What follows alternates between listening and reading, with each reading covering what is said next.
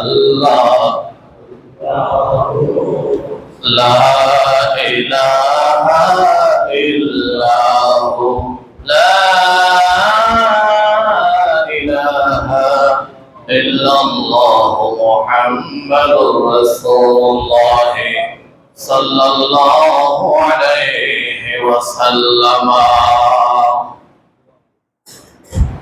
मैं बड़ा अमीर और कबीर हूँ, शाहिदो सारा कासीर हूँ, दारे मुस्तफा का फकीर हूँ, और जो अर्श हक़ से करीब है, मेरे विरदे लबो है नबी नबी।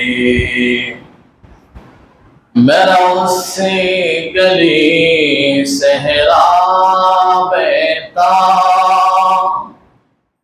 जहाँ सर झुकाते हैं अम्बिया, जहाँ रहमतों का नुज़ूल है, और जो अर्श हक़ से करीब है, मेरे विरदे लबो है नबी नबी।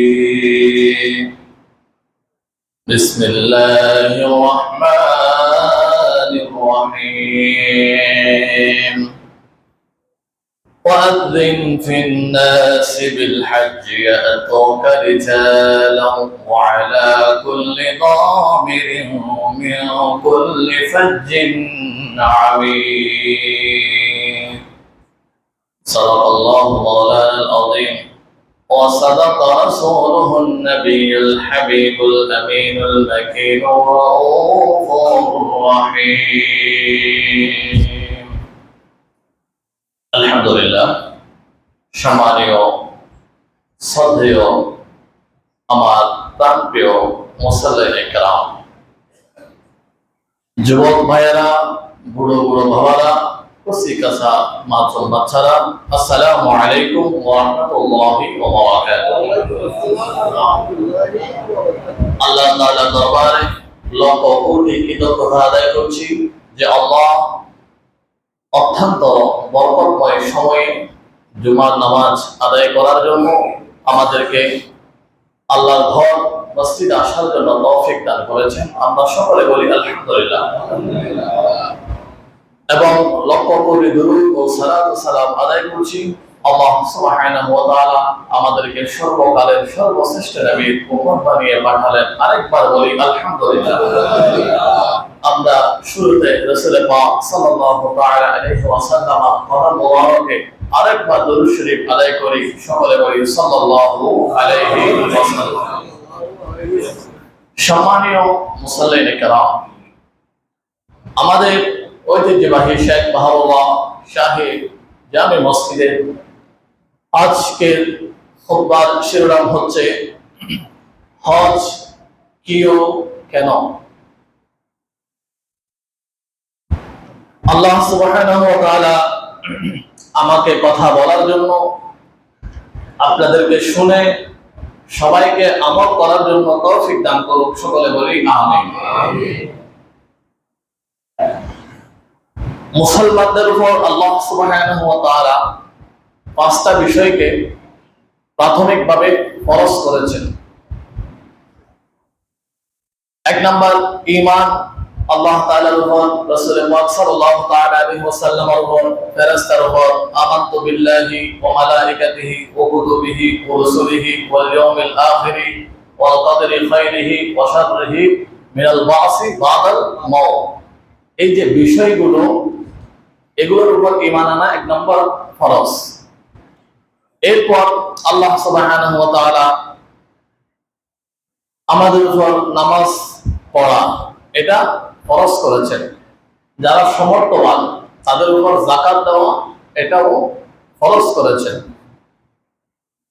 তেমনি ভাবে যারা হজ করতে সমর্থবান আল্লাহ সুবহানাহু ওয়া তাআলা তাদের উপর হজ ফরজ করেছেন। জোরে বলি সুবহানাল্লাহ।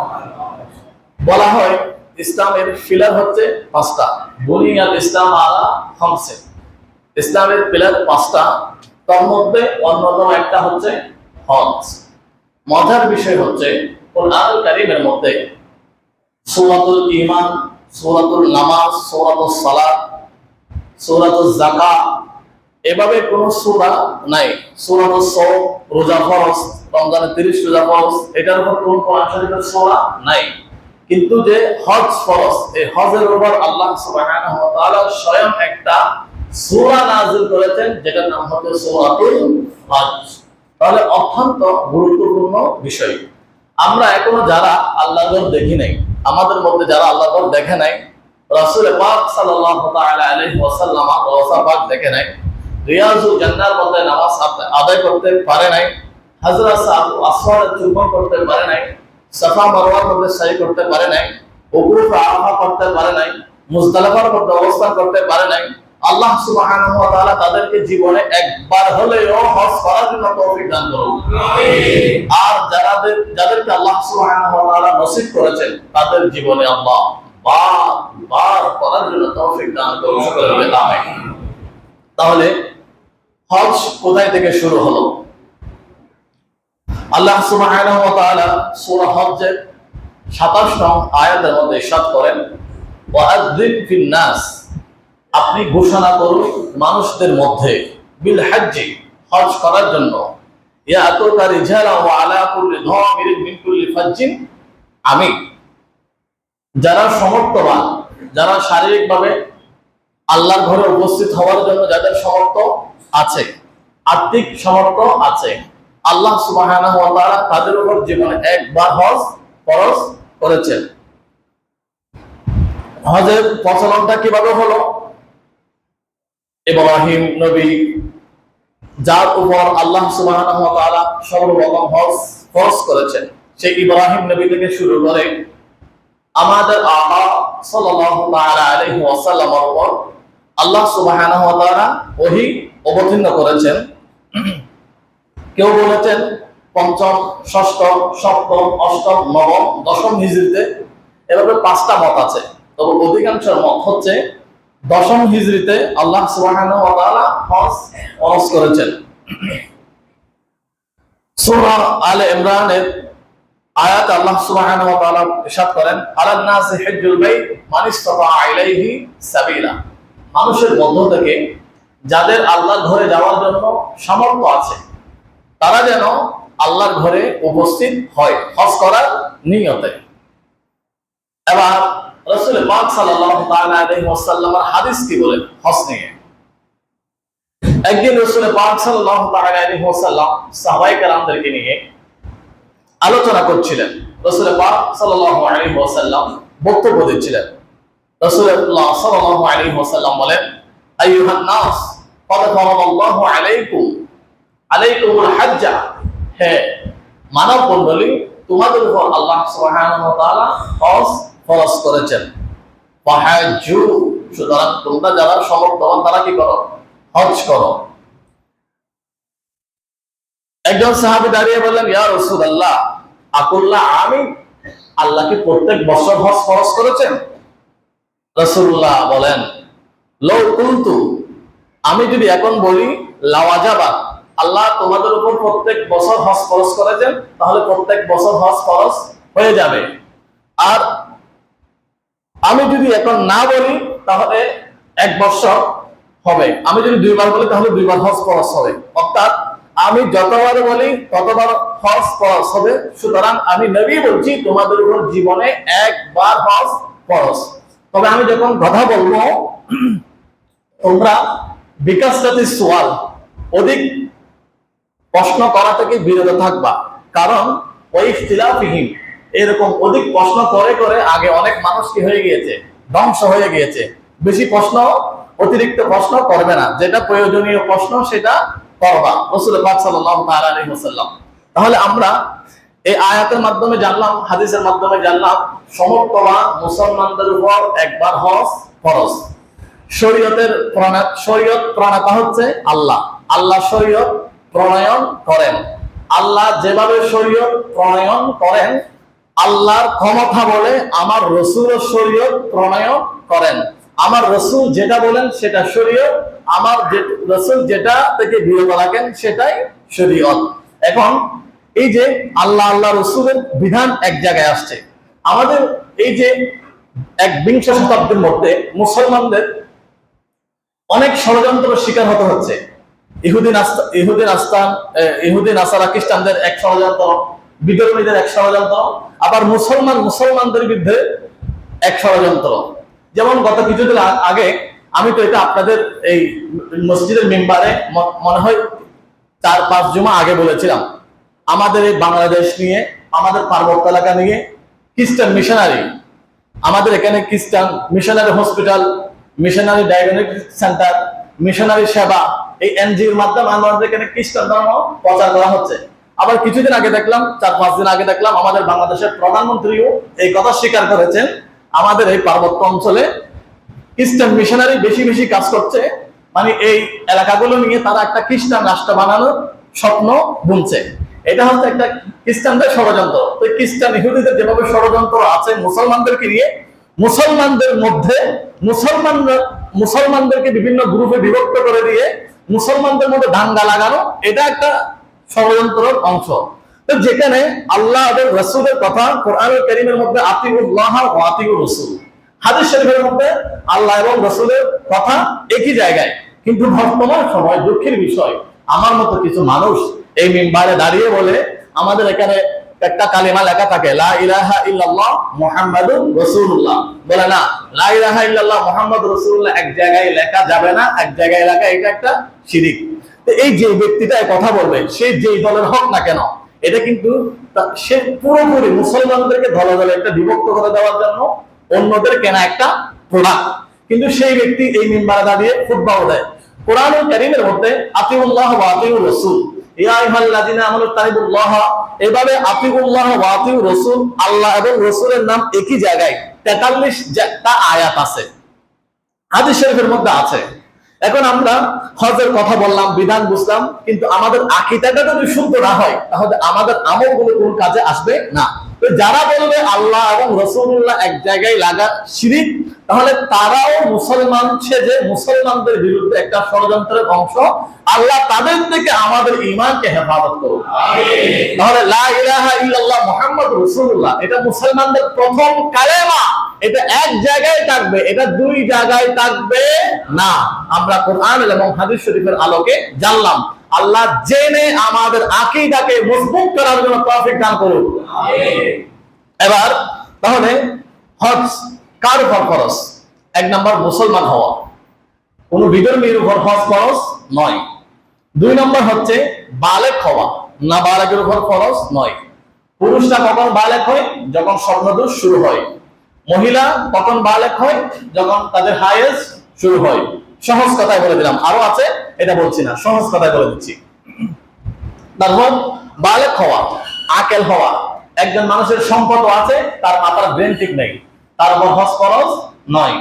আরেকজন মানুষ টাকা সম্পদ সবকিছু আছে, কিন্তু সে আল্লাহর ঘরে যাওয়া পর্যন্ত তার শক্তি সামর্থ্য নেই, শারীরিক দুর্বল হয়ে গেছে, তার উপর হজ ফরজ নয়।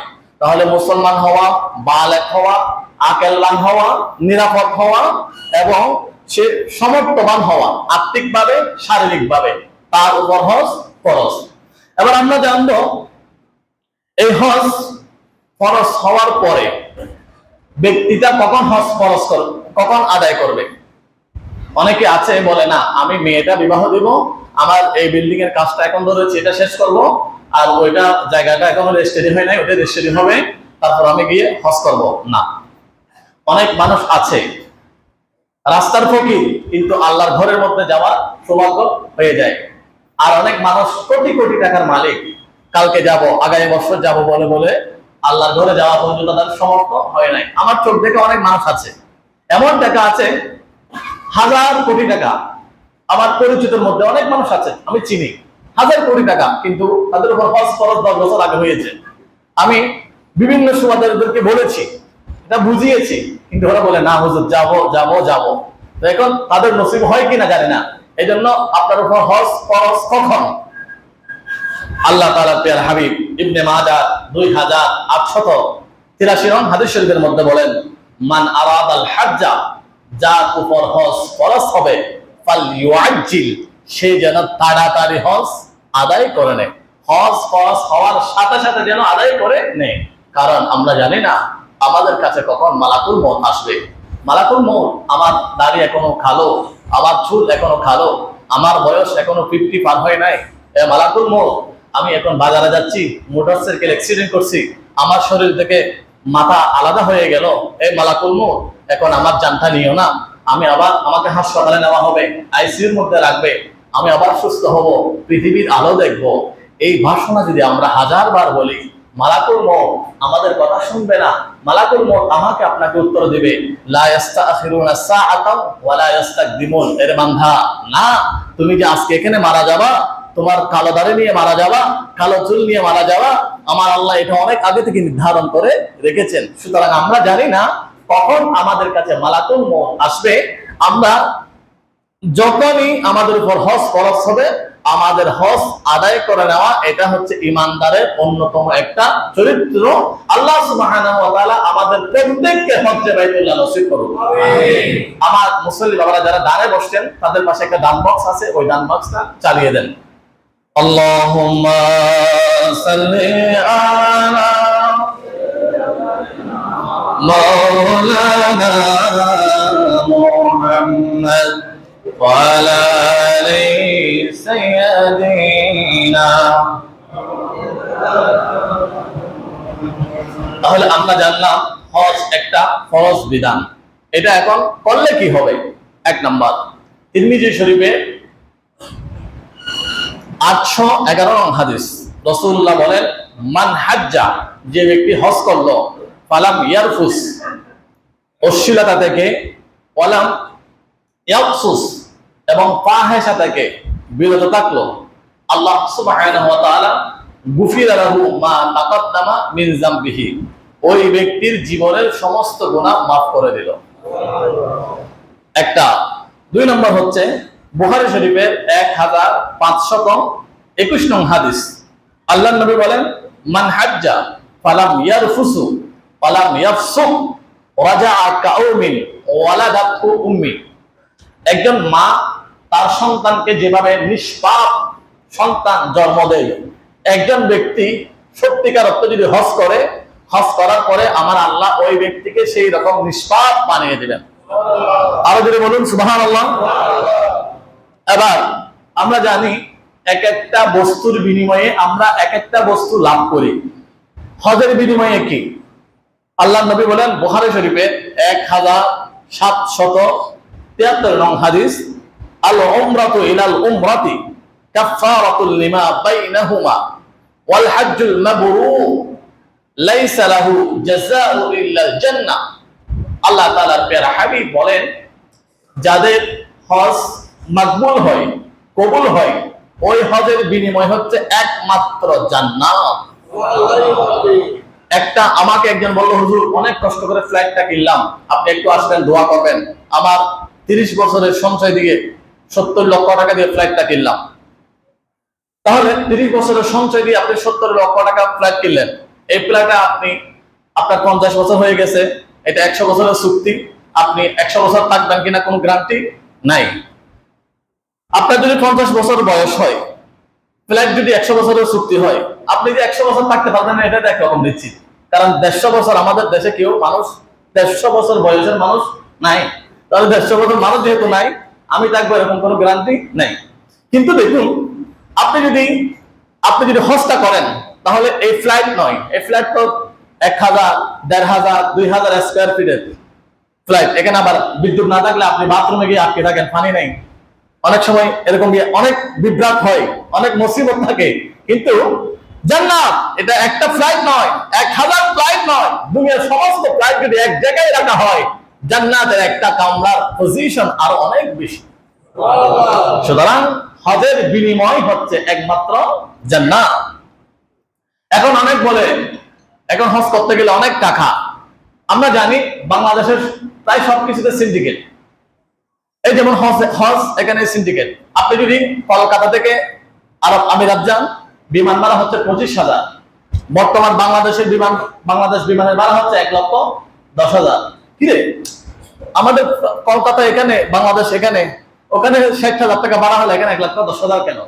বলে না, ওই যে কিছুদিন আগে দেখা গেল না, একজনের সম্পদ, আমাদের বাংলাদেশের একজন প্রশাসনিক দপ্তরের সাবেক মহাপরিচালক, তার সম্পদের পরিমাণ করার জন্য দুদক নেমেছে।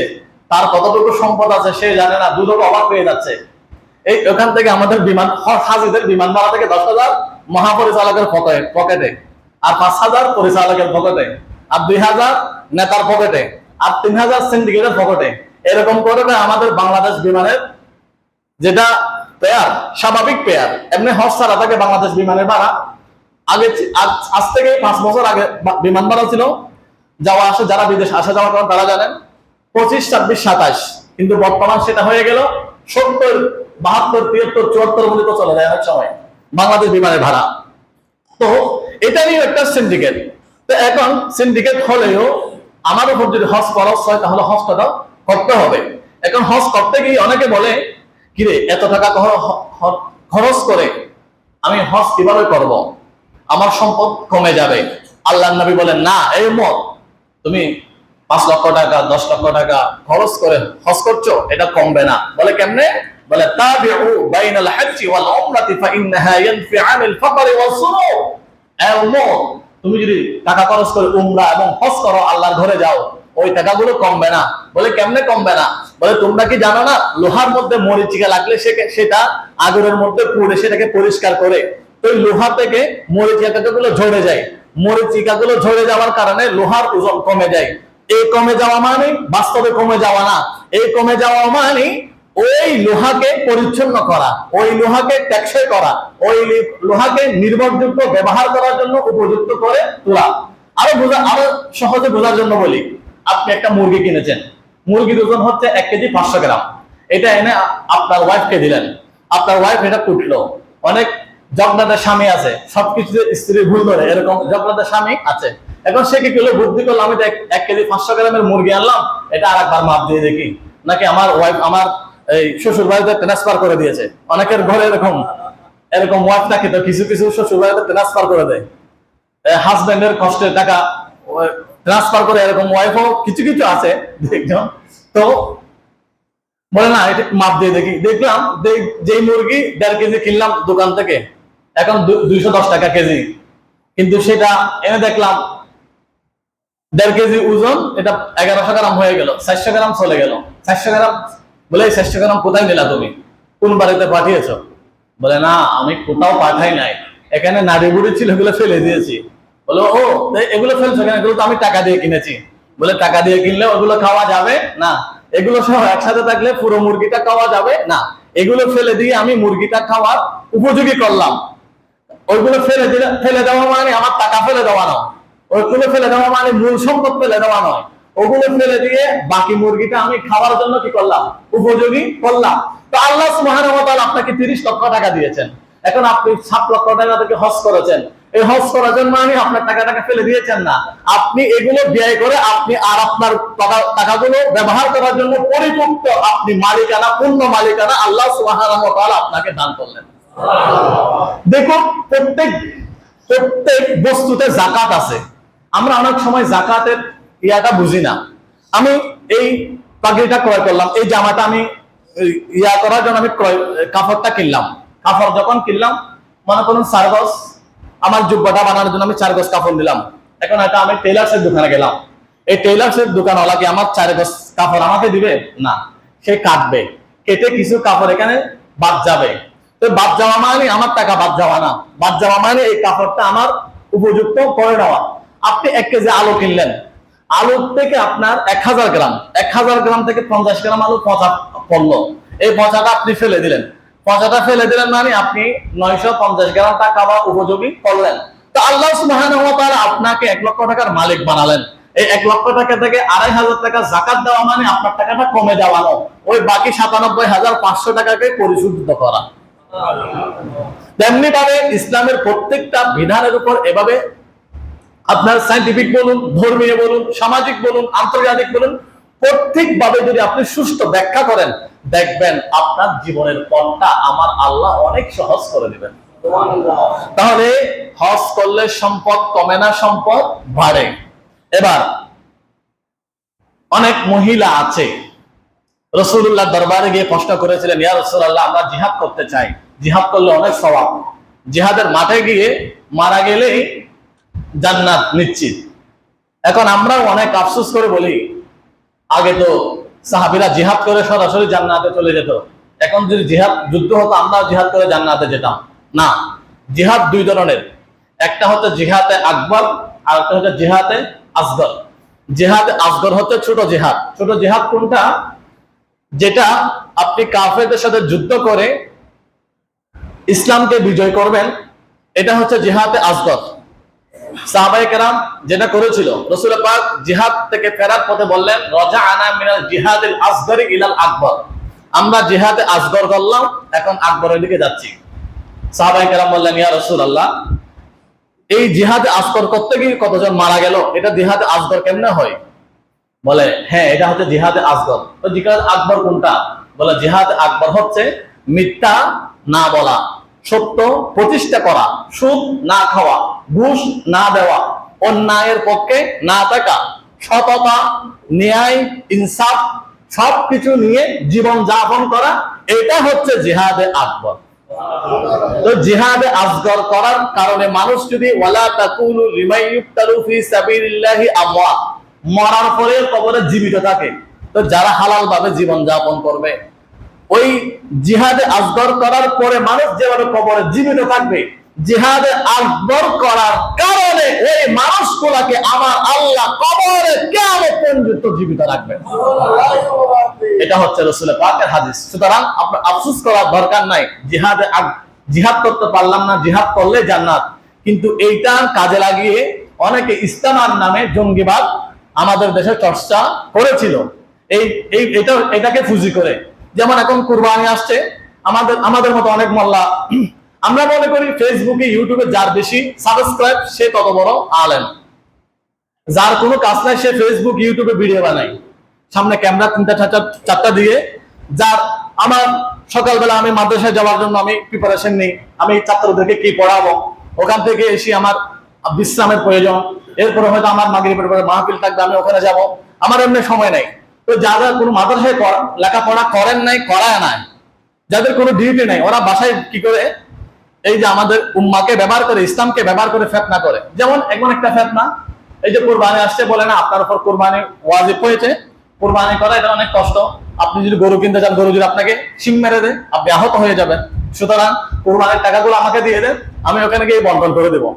এরকম অনেক বাটপারি সংগঠন আমাদের মোল্লারা করেছে। না, আপনার উপর যদি কুরবানি ফরজ হয়, আপনার ওয়াজিব হয়, আপনাকে করতে হবে। আপনি কিসের দান করে দিচ্ছেন? আপনি কুরবানির টাকা দান বলে না, কুরবানি করতে হবে না, আপনার অনেক কষ্ট, আপনার ছেলে মেলে নাই, কষ্ট করতে হবে, আমাদেরকে আমাদের ছেলে আছে আমরা গিয়ে কুরবানি করে দেবো। না, আপনার উপর যদি কুরবানি ওয়াজিব হয় আপনি করবেন, আপনার উপর যদি হজ ফরজ হয় আপনি করবেন, আপনার উপর নামাজ ফরজ আপনি করবেন, আপনার উপর রোজা ফরজ আপনি করবেন। এখন আমাদের ইসলামটাকে ব্যবহার করে কেউ কোটিপতি হয়ে যায়, আমাদের ইসলামটাকে ব্যবহার করে অনেকে ব্যবসা শুরু করে দেয়। এই যে জিহাদের নামে জঙ্গিবাদ, এটাও ইসলামের একটা অপব্যাখ্যা। তাহলে জিহাদ আমরা জানলাম, ওই সাহাবায়ে কেরামের মহিলারা রাসূল পাকের দরবারে গিয়ে বলেন, ইয়া রাসূলুল্লাহ, আমরা জিহাদ করব। বলে, না, তোমাদের জিহাদ হচ্ছে হজ করা। তোমরা যদি তোমাদের স্বামী, পুরুষ, ভাই, মুহরিম নিয়ে আল্লাহর ঘরে গিয়ে হজ করো, ওই জিহাদ করলে যত সওয়াব আমার আল্লাহ তোমাদেরকে হজের মধ্যে তত সওয়াব দান করবে।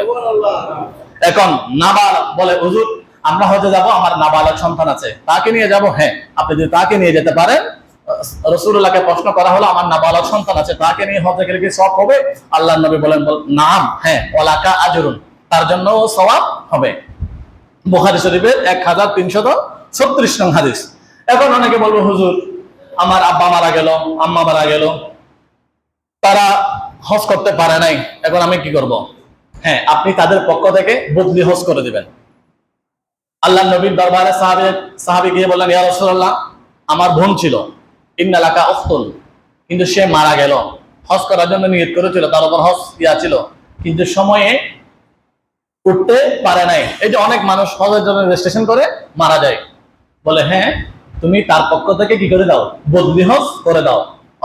অনেকের মা বাবা মারা গেল, আপনি করতে চাইলে আপনি করবেন, আপনার যদি মনে চায় না ওই মানুষটা আমার কাছে অধিক উপযুক্ত মনে হচ্ছে, এই মানুষটাকে দিয়ে আমি আমার মায়ের বদলি হজটা করাবো, আপনি এভাবে করতে পারেন। তবে হ্যাঁ, আপনাদের সম্পদ কমে যাবে এই চিন্তা না করে আপনি আপনার জন্য এবং আপনার মা বাবার জন্য বদলি হজ করাতে পারবেন। এবং আপনার মা বাবা যদি মারা যায়, আপনার মা বাবার ইসালে সওয়াবের জন্য আপনি বারবার উমরা হজ এগুলো বদলি করাতে পারবেন। আপনি খতমে কোরআন, এই যে আমরা বিভিন্ন সময় দোয়া করে জিয়ারত করি, এগুলো বেশি বেশি করবেন। এগুলো করার জন্য আল্লাহ তাআলা নির্দেশ দিয়েছেন, কিন্তু দুঃখের বিষয় হচ্ছে এগুলো না করার জন্য আমাদের এক ক্যাটাগরির মোল্লারা মানুষকে ইন্সপায়ার করে দোয়া না করার জন্য। রাসূল পাক এসেছেন উদউনি আস্তাজিব লাকুম, তোমরা দোয়া করো। রাসূল পাক নিজে দোয়া করতেন, রাসূল পাক জান্নাতুল বাকির মধ্যে গিয়ে জিয়ারত করতেন, রাসূল পাক এই দোয়া করতেন। এখন বর্তমান সময়ে এসে বলে না এটা জিয়ারতটা করা বেদাত। রাসূল পাক কি করেছিল? রাসূল পাক জান্নাতুল বাকির মধ্যে গিয়ে কেন কান্না করেছিল? আল্লাহ উদউনি আস্তাজিব লাকুম কেন বলেছিল? এগুলো বলবে না। তো সুতরাং আমরা আমাদের ঈমানটা হেফাজত করে আমরা বেশি বেশি আমল করার জন্য চেষ্টা করব। আল্লাহ তৌফিক দান করুক, সকলে বলি আমিন। এবার কেউ যদি হজ ফরজ হওয়ার পরেও না করে তাহলে কি হবে? ওয়ালাম ইয়াহুজ্জা ফালা আলাইহি আইয়ামুতা ইয়াহুদিয়ান ওয়ালা নাসরানিয়ান, সে ইহুদি অথবা নাসরা হয়ে মারা যাবে। তাহলে আল্লাহ সুবহানাহু ওয়া তাআলা আমাদের যাদের উপর হজ ফরজ হয়েছে তাদেরকে হজ করার জন্য তৌফিক দান করুন। আমাদের প্রত্যেকের জীবনে আল্লাহ মকবুল হজ দান করুন, সকলে বলি আমিন। এবার আসুন, হজটা আমরা কোথায় গিয়ে করি? আল্লাহর ঘরে গিয়ে করি। আল্লাহর ঘর যারা দেখেছে তারা জানে এটা কি। মদিনাতুল মুনাওয়ারা যারা গিয়েছে তারা জানে মদিনা মুনাওয়ারা কি। এজন্য একজন কবি বলেছেন, মদিনা নদীকা তো কুছ ভি নদীকা, মুহাম্মদ কা রওজা জান্নাত কি নকশা। মদিনা দেখো নাই, এখনো পৃথিবীর কোন সৌন্দর্য দেখো নাই। মদিনা দেখো নাই, এখনো পৃথিবীর কোন সৌন্দর্য অলিগলি দেখো নাই। মদিনা দেখেছো, মক্কা দেখেছো, পৃথিবীর সব সৌন্দর্য তুমি দেখেছো। আমরা জান্নাত শুনি, জান্নাতের কথা শুনি, জান্নাত মানি, জান্নাত আল্লাহর কাছে চাই, জান্নাত চোখে দেখি নাই। কিন্তু মক্কাতুল মুকাররমায় গিয়ে আপনি যখন হাজরা আসওয়াদে চুম্বন করবেন, এটা কোনো সাধারণ পাথর নয়, এটা হচ্ছে জান্নাতের একটা পাথর। আপনি যখন মাকামে ইব্রাহিমের সামনে যাবেন, মাকামে ইব্রাহিম দুনিয়ার কোনো সাধারণ পাথর নয়, এটা জান্নাতের পাথর। আপনি যখন মক্কাতুল মুকাররম আল্লাহর ঘরের বাম পাশে দিয়ে যাবেন, মসজিদে জিন যেখানে আছে সেখানে একটা জায়গার নাম আছে, যে জায়গাটার নাম হচ্ছে জান্নাতুল মুআল্লা। আমরা জান্নাতের কথা শুনেছি, জান্নাত দেখি নাই। মক্কাতুল মুকাররমায় গেলে আপনি জান্নাত দেখবেন, জান্নাতুল মুআল্লা। এবার আসুন, আমরা জান্নাত শুনেছি, জান্নাত আল্লাহর কাছে চাই, কিন্তু জান্নাত চোখে দেখি নাই।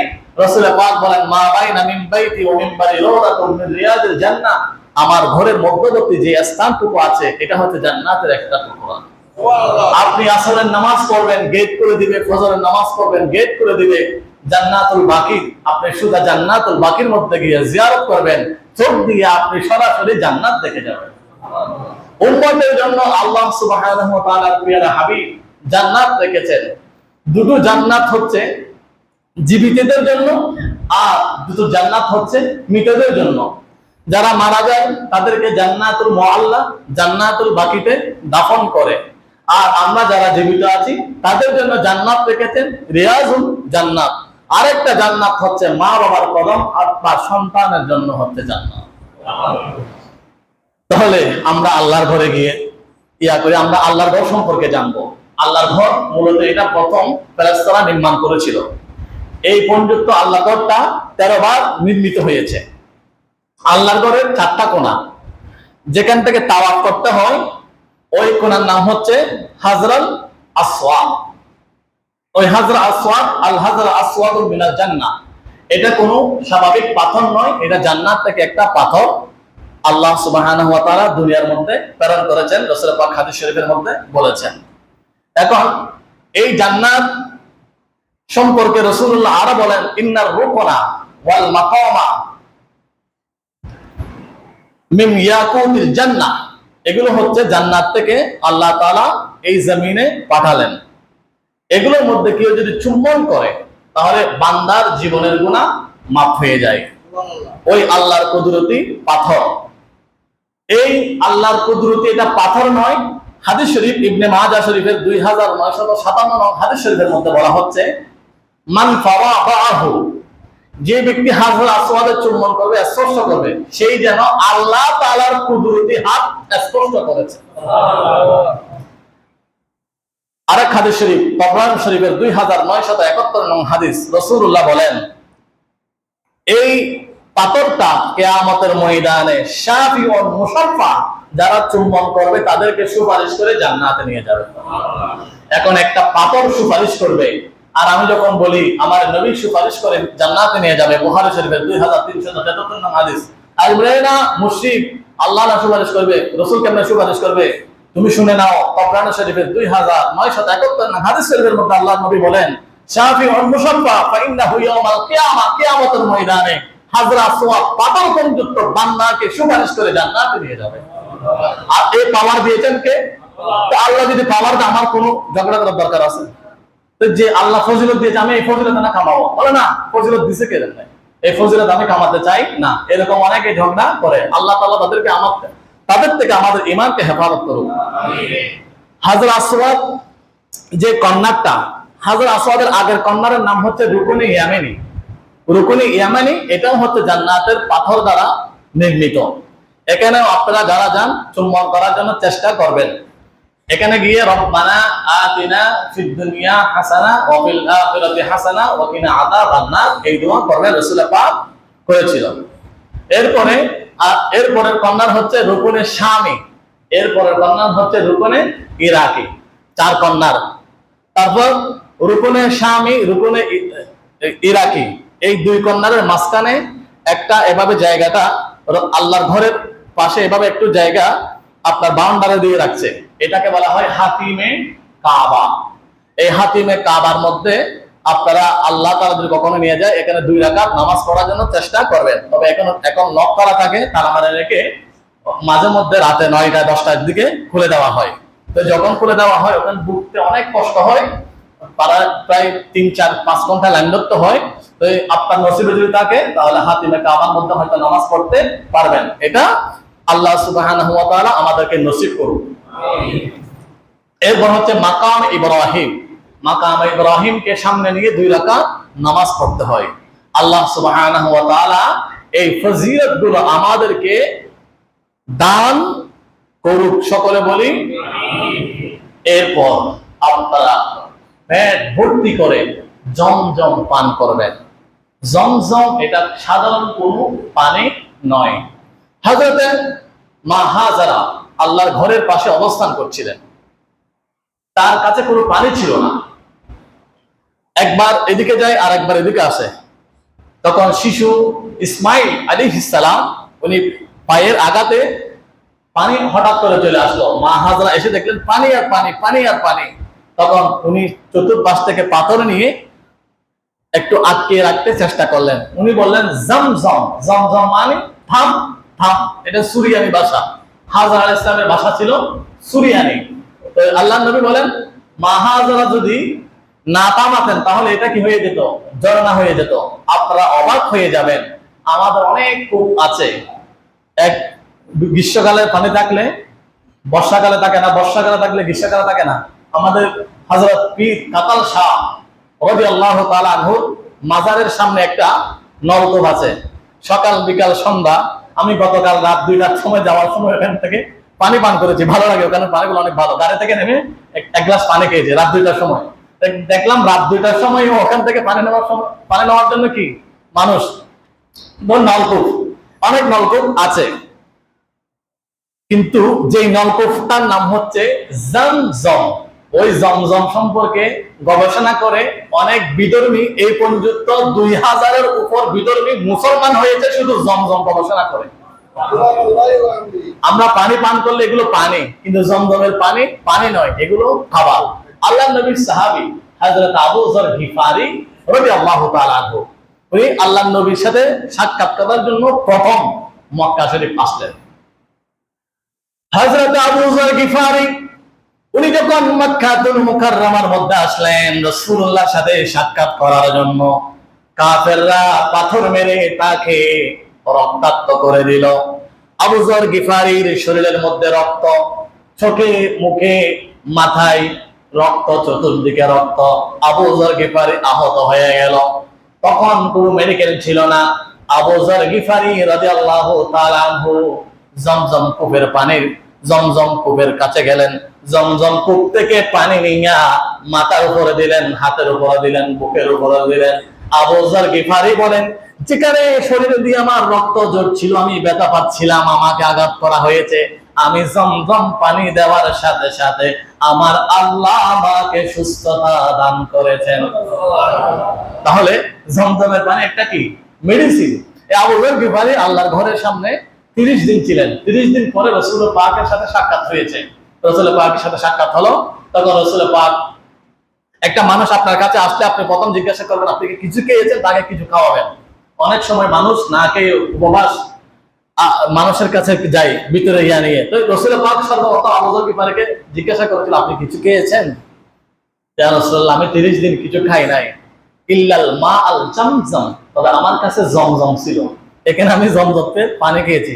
তো অবাক করার বিষয় হচ্ছে, ইয়া রাসূলুল্লাহ, এই আমি পানিগুলো খেয়েছি ঠিক, কিন্তু পানিগুলো খাওয়ার পরে আমি 3 দিন কোনো খাবার খাই নাই, আমি শুকাই নাই, আরো মোটা হয়ে গেলাম, আমার শরীর আরো সতেজ হয়ে গেল, আমার শরীরের শক্তি আরো বেড়ে গেল। আল্লাহর নবী বলেন, ইন্নাকা তুআমুন মিন তুমিন, খাবারের চাইতে উত্তম খাবার হচ্ছে জমজমের পানি।